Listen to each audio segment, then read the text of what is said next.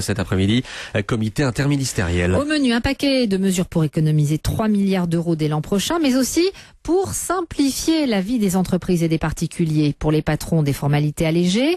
On retiendra pour les particuliers la carte d'identité valable non plus 10 mais 15 ans, le paiement en ligne des cartes grises, mais aussi les titres restaurants qui ne se présenteront plus sous forme de papier mais de carte à puce. Le système est déjà expérimenté depuis mars dernier par l'un des concurrents de Ticket Restaurant, c'est Monéo Resto. Écoutez Serge Ragozin, directeur général de la société. C'est une carte bancaire, prépayée, qui est très simple d'usage. Il suffit de la mettre dans n'importe quel terminal de paiement dans les points de vente qui sont agréés pour l'acceptation des titres restaurants. Le salarié rentre son code PIN et le restaurateur débite du montant de la transaction, très simplement comme pour une carte bancaire. Donc l'avantage pour le salarié est une très grande simplicité. Il est débité de la valeur exacte, alors qu'avec le papier, il y a toujours la problématique qui se pose aujourd'hui du rendu monnaie, c'est-à-dire la capacité de rendre la monnaie. C'est juridiquement et légalement pas possible. Et lorsque le salarié perd sa carte, il fait opposition.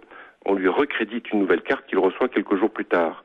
Alors que lorsqu'il perd aujourd'hui ses titres papier, il perd définitivement ses titres papier au profit de celui qui les aura trouvés. C'est aussi simple qu'une carte bancaire, à la différence près que le réseau d'acceptation est vraiment dédié aux titres restaurants. En d'autres termes, vous ne pouvez pas aller acheter des produits électroménagers avec cette carte-là. Le directeur général de Monéo Resto avec Baptiste Gabory pour Europe 1.